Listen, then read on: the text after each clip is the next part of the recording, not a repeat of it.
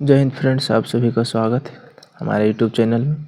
तो आज आप लोग के बीच जो सेशन आया है वो बिहार पुलिस उत्पाद सिपाही भर्ती परीक्षा 2025 का है, जो बहुत जल्द इसका एग्ज़ाम होने वाला है।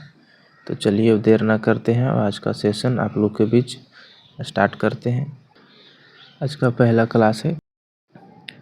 आज का पहला क्वेश्चन है, निम्नलिखित में से भारत का कौन सा राज्य एनीमिया मुक्त भारत सूचकांक 2020 में शीघ्र पर था? इसका राइट आंसर डी हो जाएगा, हरियाणा। इसका डिस्कशन भी साथ में दिया हुआ है। तो हरियाणा राज्य एनीमिया मुक्त सूचकांक 2020 में शीघ्र पर था। एनीमिया रोग रक्त की कमी से होने वाला रोग है। अब भारत सरकार का आगामी लक्ष्य क्या था? वो भी है कालाजार पूरी तरह से समाप्त करने का लक्ष्य 2023 तक रखा गया है। अब भारत को टीबी मुक्त देश बनाने का लक्ष्य 2025 तक रखा गया है। HIV एड्स को खत्म करने की मलेरिया उन्मूलन 2030 तक रखा गया है। दूसरा क्वेश्चन हो जाएगा, मंझर कुंड कहाँ स्थित है? तो मंझर कुंड हमारा रोहतास में स्थित है, जो कि बिहार में है। इसका डिस्कशन भी है। मंझर कुंड रोहतास बिहार में स्थित है। मंझर कुंड रोहतास जिले में सासाराम से 4 किलोमीटर दूरी स्थित एक जलप्रपात है, जहां हर साल रक्षाबंधन के अवसर पर हजारों लोग एकत्रित होते हैं और पारंपरिक रूप से इसे त्यौहार को मनाते हैं।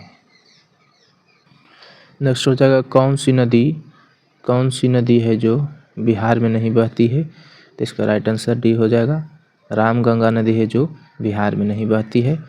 रामगंगा नदी बिहार में नहीं अपितु उत्तर प्रदेश में बहती है। रामगंगा नदी का उद्गम उत्तराखंड के पौड़ी गढ़वाल जिले में दूध तोली पहाड़ी की दक्षिणी ढलान से होती है। रामगंगा नदी बिजनौर जिले से उत्तर प्रदेश में प्रवेश करती है। यह नदी गंगा की एक सहायक नदी है। रामगंगा नदी उत्तर प्रदेश में कन्नौज के निकट गंगा नदी में मिलता है।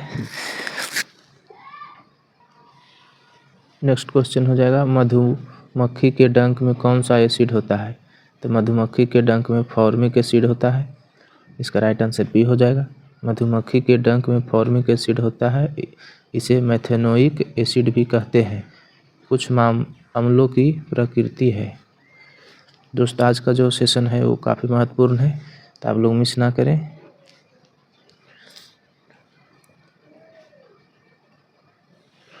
विनोद कुमार शुक्ल को 1999 का साहित्य अकादमी पुरस्कार उनके किस उपन्यास पर मिला था?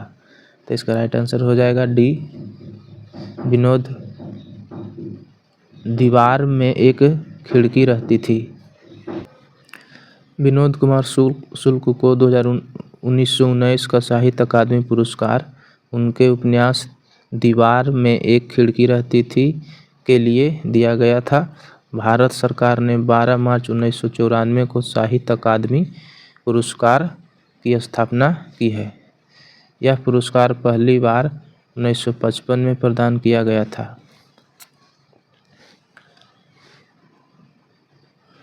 भगवान बुद्ध की लेटी हुई सबसे बड़ी प्रतिमा बिहार में किस स्थान पर बनाई जा रही है? तो इसका राइट आंसर हो जाएगा सी, बोधगया में भगवान बुद्ध की लेटी हुई प्रतिमा बनाई जा रही है।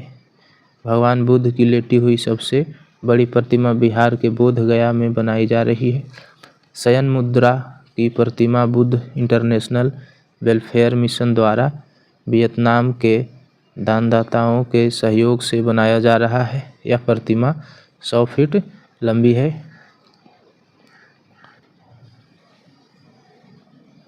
नेक्स्ट हो जाएगा, कागज उद्योग से बिहार की कौन सी नदी प्रदूषित हो रही है? इसका राइट आंसर हो जाएगा सी, गंगा नदी है जो कागज उद्योग से प्रदूषित हो रही है। कागज उद्योग से बिहार में गंगा नदी प्रदूषित हो रही है। बिहार के डालमिया नगर तथा समस्तीपुर में कागज उद्योग लुगदी उद्योग है। बिहार में गंगा नदी की लंबाई 445 किलोमीटर है। गंगा नदी बिहार के 12 जिले से होकर गुजरती है। यह जिला बक्सर, भोजपुर, सारण, पटना, वैशाली, समस्तीपुर, बेगूसराय, मुंगेर, खगड़िया, कटिहार, भागलपुर और लखीसराय से होकर गंगा नदी बहती है बिहार में।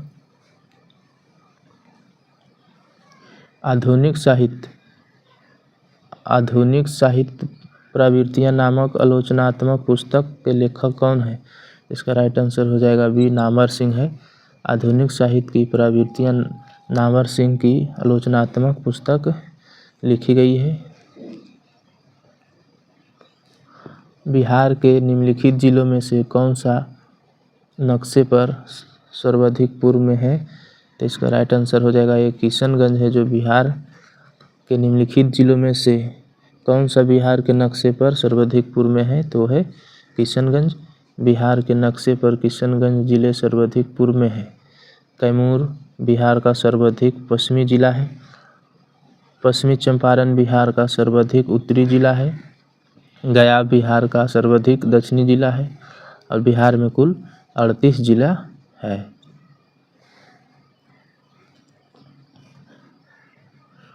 भारतीय संविधान में मंत्रिमंडल शब्द का प्रयोग किस अनुच्छेद में हुआ था? तो इसका राइट आंसर ए हो जाएगा, अनुच्छेद 352 के 3 में हुआ था। भारतीय संविधान में मंत्रिमंडल शब्द का प्रयोग अनुच्छेद 352 3 में हुआ। अनुच्छेद 352 3 में उल्लेखित है कि अनुच्छेद 352 1 के तहत राष्ट्रपति आपातकाल की उद्घोषणा तक नहीं करेगा जब तक संघ मंत्रिमंडल द्वारा इसे लिखित रूप से आपातकाल की घोषणा करने के लिए ना कहे तब तक। तो फ्रेंड्स, आप लोग के भी जो क्लास लाए थे वो काफ़ी महत्वपूर्ण है। तो आप लोग हमारे चैनल पर नए हैं तो लाइक और सब्सक्राइब जरूर कर लेंगे। और इस सेशन का जो PDF होगा हम टेलीग्राम पे डाल देंगे।